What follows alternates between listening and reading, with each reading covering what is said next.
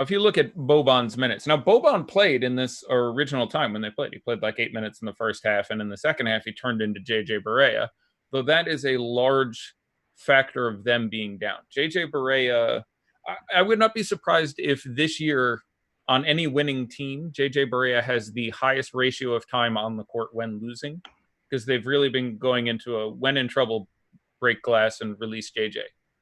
So like he's losing most of the time he's on the court.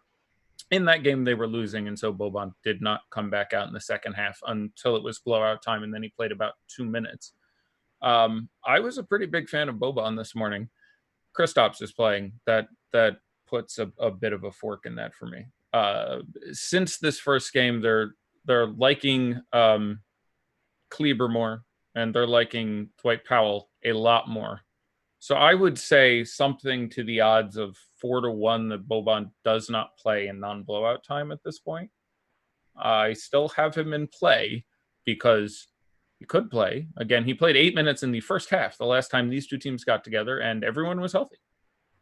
He didn't come back out in the second half, but clearly there's some chance he plays 16 minutes, 20 minutes. You'll get 20 minutes out of him sometimes, where he'll play 8 minutes in the first half and then play the entire fourth quarter due to a big blowout. And 20 minutes of Boban can be 43 fantasy points. So I can't justify getting him out of there entirely, but I think there's a very, very good chance he doesn't play.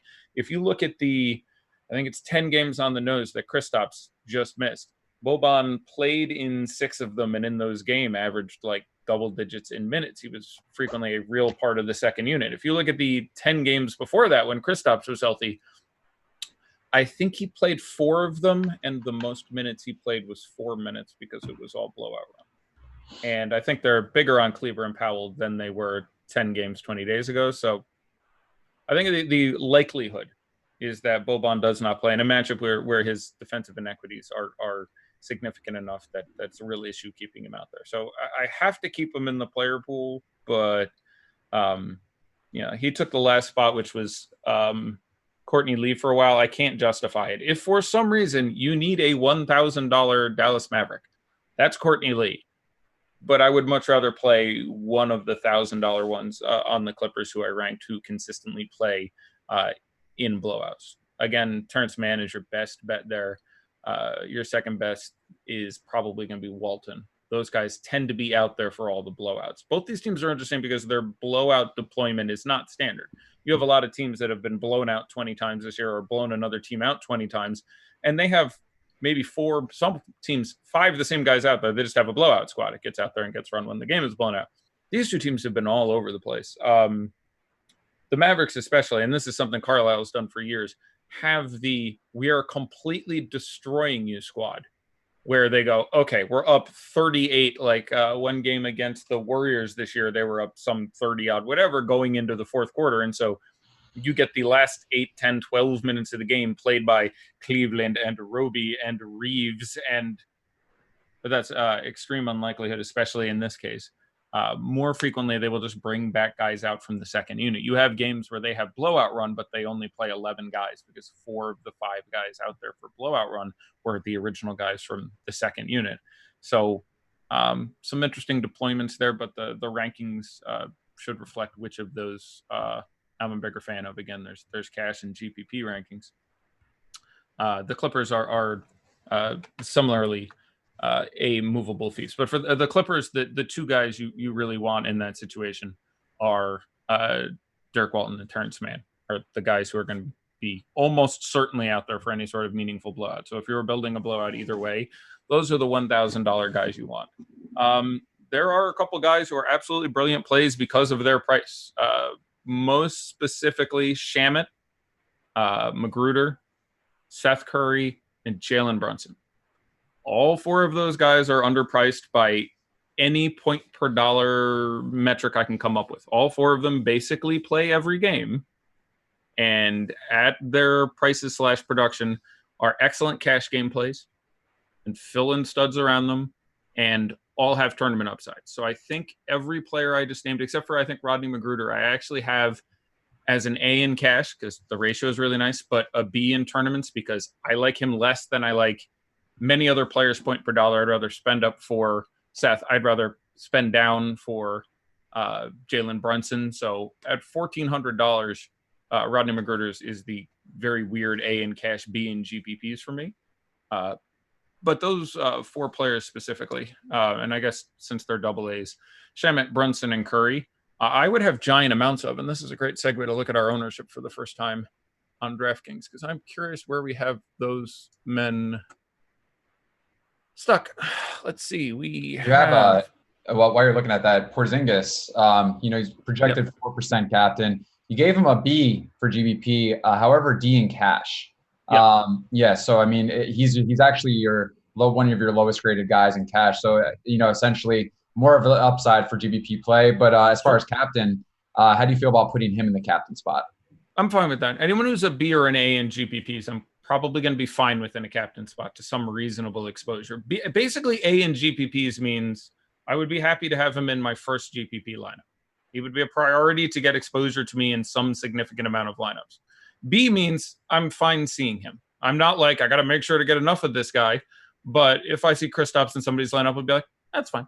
He's still Kristaps. He's great. He's obviously going to be somewhat rusty. It is a lower body injury. It was knee soreness. You have to imagine they take it really easy. We don't have a specific number on minutes yet. I'll do a full news dive in a few minutes. But I imagine he plays. All right. So I have him at 24 minutes right now. I'm curious what other projection systems have him at, but that is my best guess at the moment. I would guess that those minutes come. The person who gets hurt the most, and I guess this is important, is Maxi Kleber. If you went back and compared his last 10 games, which I believe is the number of games that Kristaps set out, to the 10 games before that, you're going to have an average minutes in those two sections of, I'll guess, 31 or so over the last 10 games. A little tough to know exactly counting the blowouts, but something like that. In the 10 games before that, probably 21. It's going to be something like that. Like, he is going to lose the biggest chunk of time for this team, almost certainly. So, and real quick, just so you know, Rinpack just messaged me, and for everyone who's watching right now, they just made the ownership projections free for everyone. Oh, nice. Yeah, so if you want to go over to osmo.com and just go under the NBA tab, over there you'll be able to look at the ownership projections and just go to the Showdown single game slate and click on it, and you'll see all the ownership projections for tonight. So thank you, Rinpack, and those are free for everyone in here who is not a member of osmo.com. All right, nice. So let's I'm just going to go through these and talk about them for a minute, because I have 20 pages of notes, and I'm going to not get to half of them anyway, but I'll just talk about some ownership. So here we go. Luka Doncic, 86% total, 40% of the captaincy, obviously leaving 45% and change for utility. That feels about right. Maybe it should be 90, maybe it should be 82, but that's in the range of about where he should be. He should be the highest owned player. He is. He should be the highest owned captain. He is most likely to put up the highest score.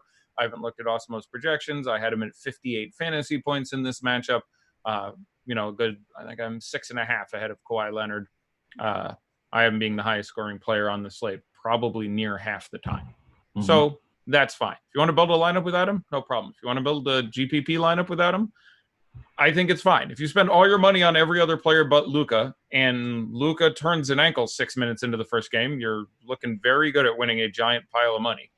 When I say the first game, I mean the only game. But massive foul trouble, possible. Injury, possible. Kristaps having the game of his life, and Tim Hardaway and him barely shooting and him getting only 31 fantasy points.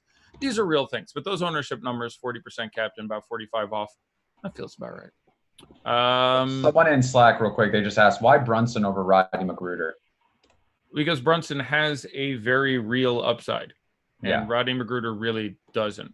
I like Rodney McGruder a lot. I ranked him an A and a B, like an A in cash. That's obviously a strong ranking. I feel for $1,400, that's a brilliant price. I think my odds of getting 38 and getting blowout run are both higher with Brunson than they are out of McGruder. So that's my reasoning there.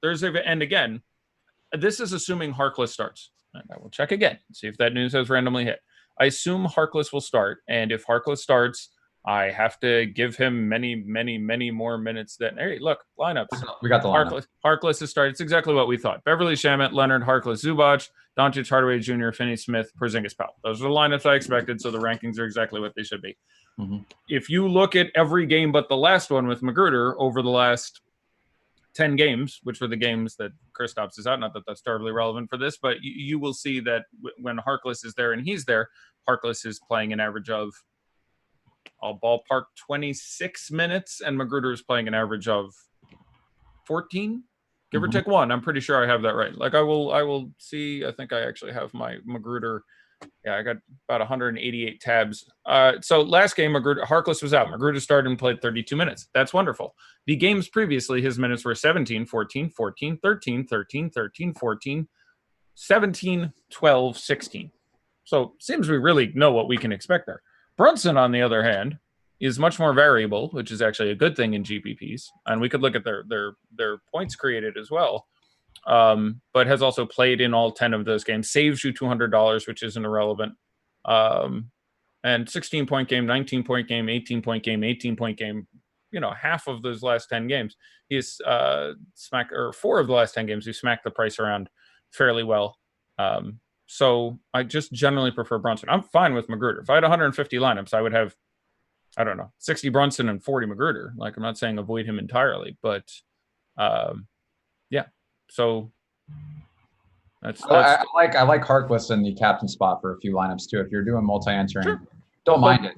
Yeah, don't mind that. Yeah, not super upside guy, but I'm just, I don't know. I like my chance of getting some sort of massive number there. And Brunson very possibly going to play in a blowout. Now, Rodney Magruder has played in a couple blowouts this year. I don't want to give the impression that's impossible for him. It's not many.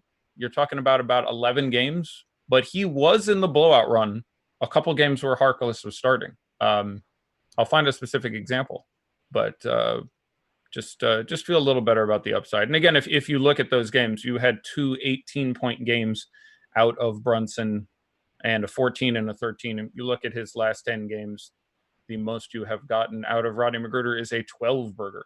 Though his matchup is a little bit better. So it's not a massive differentiation for me. But I do think that the odds of him playing on the blowout squad is greater for Jalen Brunson. I think I have his average fantasy points projected about 1.5 higher, and also his variance and thusly his odds of hitting a significant number. And by significant, I mean 22 are just a little bit higher for Brunson. So for all those reasons, and you save $200, he ends up a tier above. So I would have Brunson, Shaman at 3K, Seth Curry at 4K, who has a very real chance of getting you 35 or something, is a real thing that can happen. Kristaps being there makes that a little less likely. It's just less volume, less minutes that move around for everyone. But I would have, as far as the value guys, I'm super dripping over being Shamet, Brunson, and Curry. And then you get into other guys. You can talk about, Harkless. Certainly I like Magruder a lot, but he would be tier 2 for me of the non-Studley guys.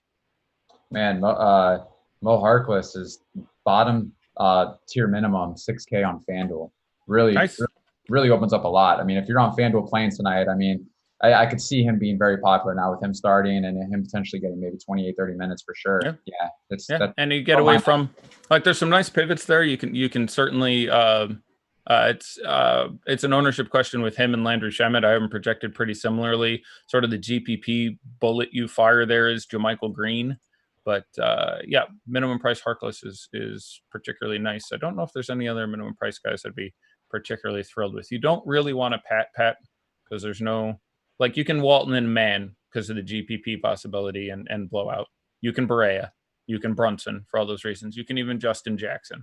You don't want to play Courtney Lee. Isaiah Roby is actually not with the team. Cleveland I would have after all those guys, but there's a chance he plays in a blowout. Amir Coffey is down with the G League. Do not play him. Mufamdu Kabungele is also down with the G League. Don't play him. Jerome Robinson is an interesting question here. He's 1,800 on DK, and he is also the floor here. I don't mind some tournament exposure to him. You don't generally get giant games. Again, we got 22 out of him against Cleveland in the blowout not that long ago. Frequently in the blowout run, but has played every game, though, as little as 1 minute and 4 minutes this month. So be a little bit concerned there. But he's also the floor. I'd have some exposure there. And then people want to talk about FanDuel right after you make this statement, but if we can, they just want to hear more about your FanDuel strategy and where you would put people because of the multipliers and the salaries differential compared to DraftKings. I have to look at the ownership to have any idea how to answer that question, because it's always a guess, and Alex's guesses are generally far better than mine. So ownership projections, showdown single slate, FanDuel. So let's talk about it for a minute here. We have Luka at the MVP 63% of the time, 86% total owned, top slot 64, second slot 17. So FanDuel, this is very simple, especially with prices being as easy as they are. You basically, to win, are going to need to have the highest scoring player in the top spot, then the second highest scoring player, then the third highest scoring player. There are very, very weird circumstances where that isn't correct, but that's generally going to be the case here. So when you're building your lineups, you should be asking yourself the question of, like, you know, is this something that can happen? Like, if you want to have, I'll give you an example. So having Kawhi as your MVP and then Lou Williams as your second player and then Luka as your third player, you're asking for something very special to happen there. You need two guys on the Clippers to outscore Luka. Now, that's fine. That can happen. Luka can end up third because he gets in foul trouble and plays only 27 minutes and gets 49 fantasy points. And that can work out, and you will have a very unique lineup. Again, drafting is a pretty self-regulating mechanism. The weirder shit you do, you open up a lot of upside, because instead of 5,800 people duplicating your lineup, there's two. So, as far as a strategy goes, as a somewhat cash strategy, it's really hard for me to get away from Luka, Kawhi, Guy, as far as your, third option there when you're talking about just projected fantasy points. I have third guy. I have Lou over Montrez by, I think FanDuel, the scoring would be slightly different, so I think it'd be closer to 3 points than 2 points. But Lou, I think, is the third most highest scoring player. So assuming the strategy isn't, or the salary rather, isn't an issue for there, I imagine in cash I'm going to end up with Luka, Kawhi, Lou. Probably just points per dollar, you're going to end up with Harkless Guy. I'd have to tinker around with it for a little bit. As far as GPPs go, I would just encourage you to do things that sort of make sense. I do think making blowout lineups is fun, and it gives you a chance to really root for one team, but it's let me look at the ownerships again and see if there's anyone who seems woefully underowned. It's kind of hard for me to pick anyone else besides Luka or Kawhi in those first two slots on FanDuel. Yeah, I can get to Lou Williams. I'm a little bigger of a fan of Lou Williams than Montrez for a couple of reasons. One, just a bit more bent to being given an upside, and two, less chance of his minutes being screwed. Like, I haven't said it specifically, but again, we should be pretty happy with all these Clippers here. This is a very good matchup, and there's no Paul George. So again, you're dealing with a team where these guys are just chopping up the pie, and Landry Shamet and Mo Harkless and Rodney Magruder and a lot of other guys that just aren't doing a hell of a lot. So it's it would be weird for me to not have two Clippers in a lineup. Like, I can, of the big three, maybe one is right, but I would feel really weird if I had a lineup that had like Kawhi and no Lou or Montrez, or it's just going to seem odd to me. I can see having all three. That's going to work out sometimes. Having one, something really weird is going to have to happen. And because of the fact that you're talking about three of the top four highest priced players on the slate, I think technically the bench guys are less than Kristaps, but again, Kristaps for me, just because of what I expect to be limited minutes, is a bit of a GPP luxury. I again would expect that to just use all your salary, you're going to get there. But I mean, you could have Luka and Kristaps and only one of those three. That could come to be the case, but it's a hell of a lot more likely that two out of the three of them are going to be in the best lineup. So I don't know if I'd set a rule for that or something, but I can think of worse ideas than I'm building 150 lineups, lock in two of Harold Williams, Kawhi. You're going to get it most of the time anyway. It's really hard to spend the money with any sort of reasonable projection otherwise. So I expect Dwight Powell to hold his value. His ownership, again, I'm just looking at FanDuel now. So looking at FanDuel ownership, there are the prices. There's the ownership. Luka, 86% total, 64% captain. Kawhi, 70% total, 29% captain. If those are the numbers, I like Kawhi as captain, my one lineup, more than I like Luka, if these numbers are accurate. And this is obviously incredibly hard to project, But you're basically saying that Luka has a 64% chance of being the highest scoring player and Kawhi has 28.5. I think the actual figures are closer. I think Luka has the most likely player, don't get me wrong, but I don't think he is more than twice as likely. Like, we can ignore all the other options after that. We're saying that we're saying that it's more than twice as likely that Luka outscores Kawhi.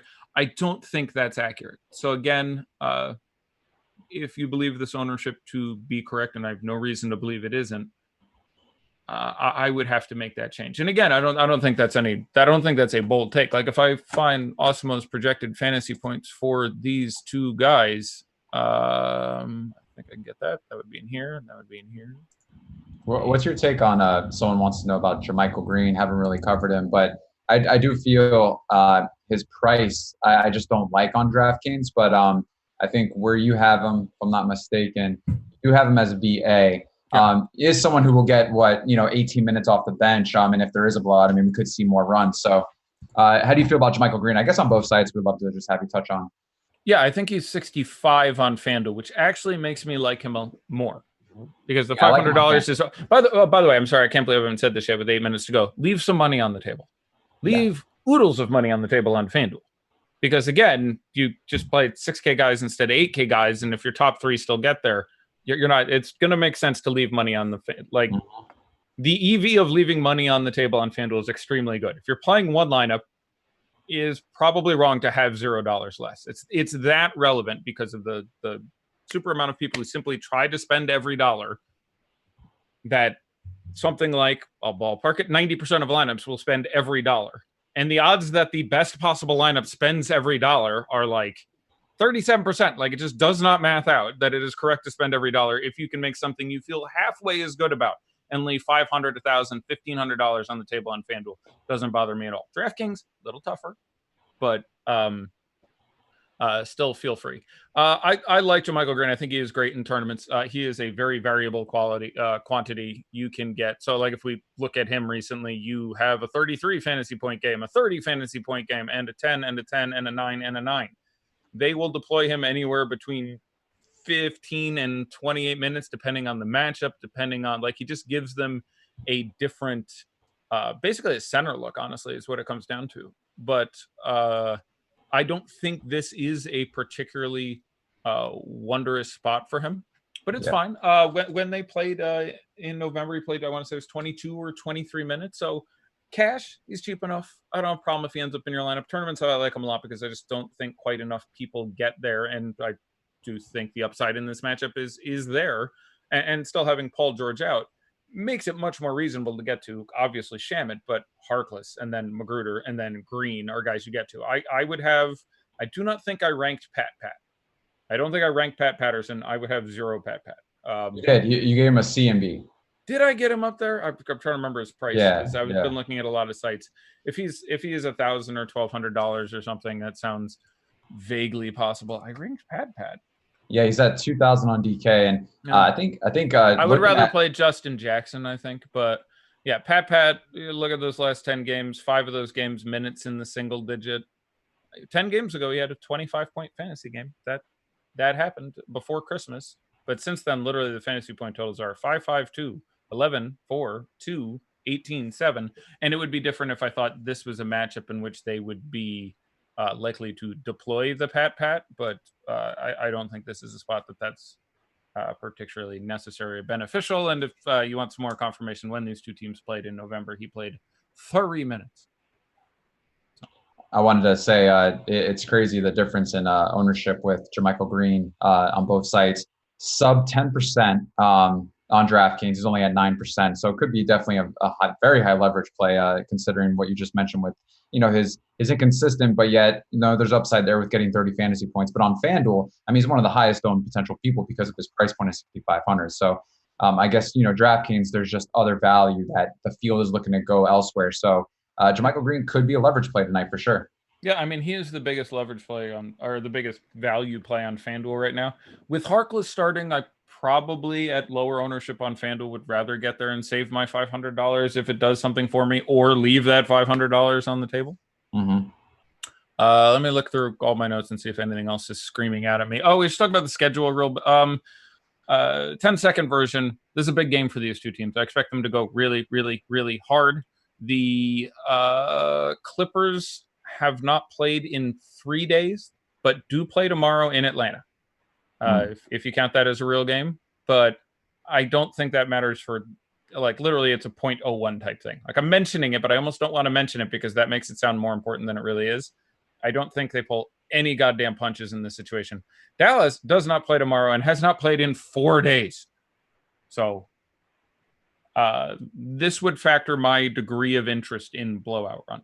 It is a little less likely that these two teams in an important game and in one game playing its only game in a 6-game stretch, 6-day stretch rather. I don't think they're real worried about, like, well, if they had a game tomorrow, Luka maybe gets pulled if you're down 17 with 6 minutes to go, or down 21 with 6 minutes to go. In this situation, he just doesn't. They let him play through a lot of blowouts. So that is relevant in your math comparing the two teams. Specifically, Luka loses somewhere to the order of 7% of his fantasy production when Kristaps is on the court with him. They will not be on the court together the whole time that Kristaps plays. It'll be something like 18% or 18 minutes, which will end up being half of Luka's time. He'll lose that. So it would change my Luka projection if I redid it by 1.5 or something, but not an incredibly relevant quantity, but that's a minor cookie down there. We did that. Again, don't play Isaiah Roby. He's down in the G League. Don't play Ryan Brokoff. He broke off his leg. It's like that joke is out there and you just can't get out of the way. It's coming. I talked about Magruder and Harkless and how I feel about that exactly. Although I do. The more I look at that, I think it's a little closer than I have it. But I would be much happier to play Brunson than Magruder at this point. Again, Coffee and Kevin Gale are down in the G team. I like blowout run. Walton, Mann, and Jerome Robinson are those guys. Probably Mann, Walton, Robinson in order of preference due to price, stuff like that. Who's your low price guy that will be on a winning lineup tonight, you think? I'd go with Jalen Brunson. And again, I'm hilariously enough, earlier this year, I took a massive stand against Jalen Brunson. And I was right then, too, by the way. He was absolute dog shit that day. We had some weird 40-50% Jalen Brunson day where I don't think I want that. And he had like 8 fantasy points or something. So we'll see if I can get it on the other side here, too. But I'll go with $1,200 Jalen Brunson. Let me stack some more studs in there. I'm looking here right now. We got about a minute and a half left. People are asking Shamet, Green, or Wright if you could pick 2 for them. Shamet, Green, or Wright? Yes. I'll take Shamet and Green. Okay. Obviously, you have a lot of Clippers now. Maybe too many, but in a vacuum, Shamet and Green is my answer to that question. And then other than that, Zubac or JaMychal Green?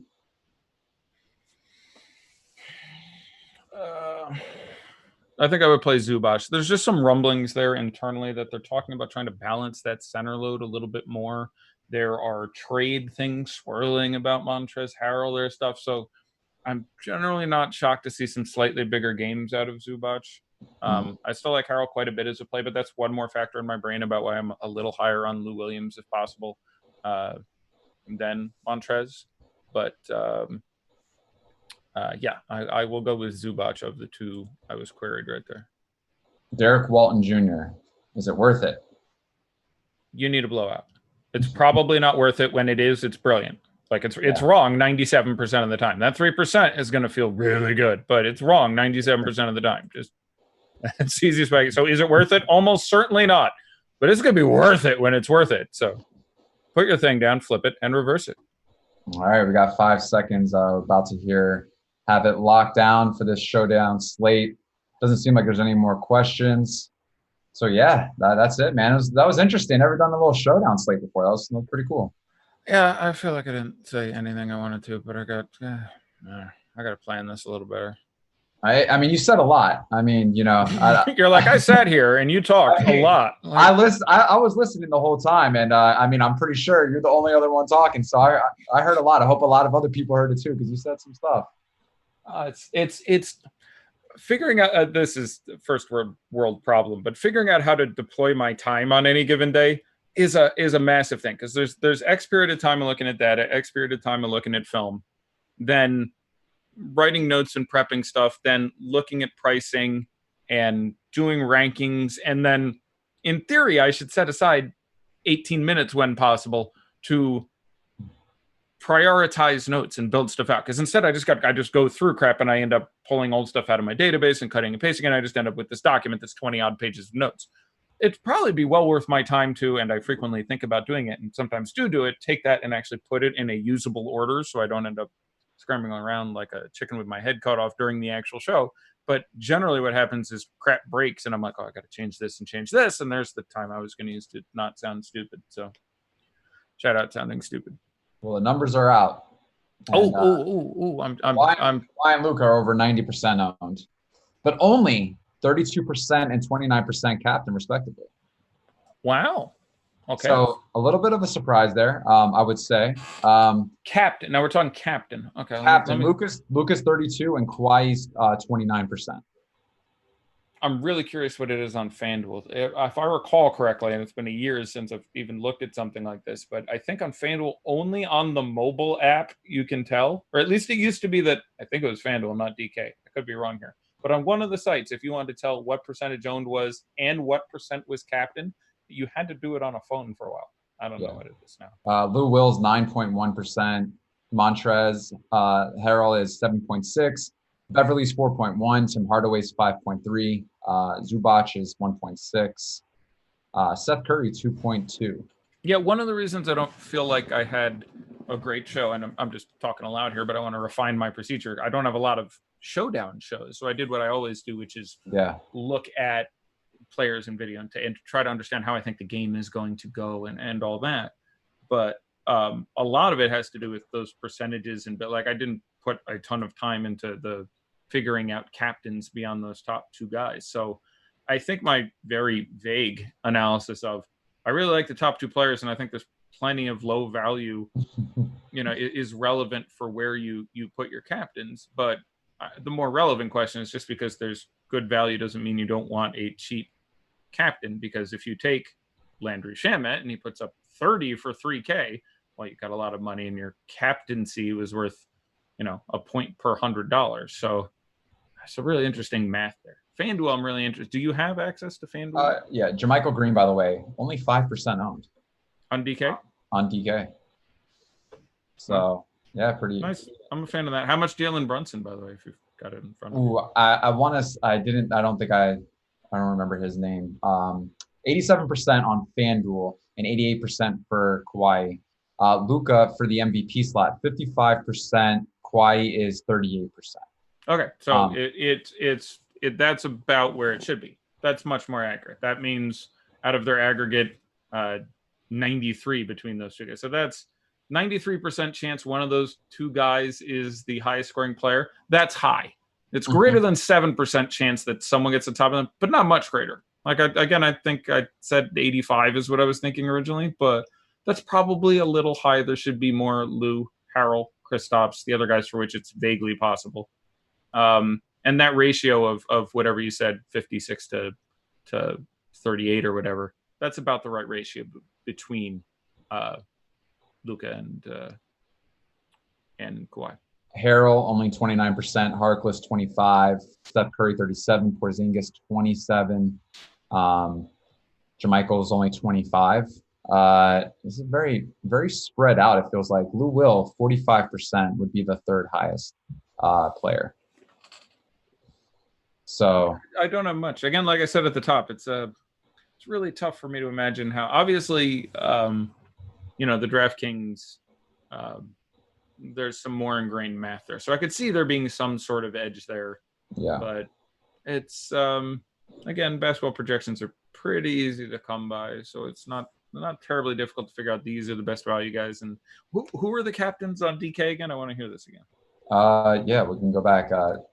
Luka Doncic, 90.7% owned, 30% captain. Harrell's 7.6% captain. Kawhi's 31.8% captain. Shamet is 1.8% captain. See, that's interesting. I would have thought he'd have been one of the more popular value guys. That may just 9.1. Porzingis 2.2% captain, which is a little interesting.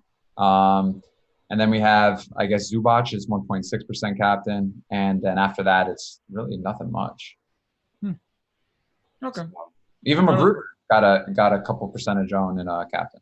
Yeah, that's probably a bad idea, especially once they announced especially once they said he wasn't starting. Like there was some chance, they're like, we're gonna go easy on Mo. He's just back from, but if you're searching for the ceiling, I mean, if you put Magruder or Brunson, by the way, what's Brunson's just overall ownership, just percentage owned? Because I honestly have very bad feel for this, so I'm not surprised if you say 10% or 40%. 27% owned. Okay, that's probably about what I would have guessed. So okay, that's fine. Tim Hardaway has a lot. He's 40.7%. Yeah, he was priced, very well relative to dollars. Again, it's I didn't talk about cash a lot because I just didn't want to spend half the show going, this guy's 7K and projects to score 28.3 fantasy points. So that's an average of, I guess that'd be 4.0414 fantasy points per dollar. So I like him slightly more than this guy who is like, that's a bit of that's not a terribly fun show. So it's a little more interesting when you consider the ownerships and guys who are going to be like that. But yeah, hopefully not many people are playing cash. No, but you did a great job. Listen, you gave great info, and I'm sure that Jerome Robinson and the captain's going to take this down. So I'm looking forward to it. But before we head out here, and thank you again to our wonderful sponsor over at Super Draft. Any last words, Eddie, before we get out of here?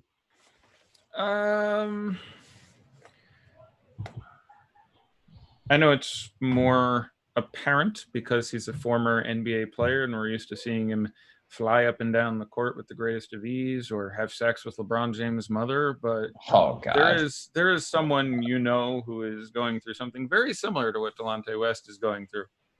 So, be kind to those around you. Yeah, I definitely agree. And, hopefully he gets the help that he needs because, at the end of the day, we could all use some help in some way, and a lot of people are hurting and they don't even know it. So hopefully, they help him out. I know St. Joe's is looking into it, and Martelli and Jameer Nelson. So prayers up to Wes, and hopefully everything works out. But outside of that, guys, whoever joined us tonight, thank you. We thank you for your continued support. If you haven't signed up for Osmo.com yet, don't forget, always go to Osmo.com and type in the promo code Live Before Lock. Save 50% off your first month. One more shout out and thank you to our wonderful sponsor of our Super Draft. Hopefully you guys got into that cool little tournament today. And other than that, Fast Eddie Fear, Chris Randone, you guys have a wonderful night and take care.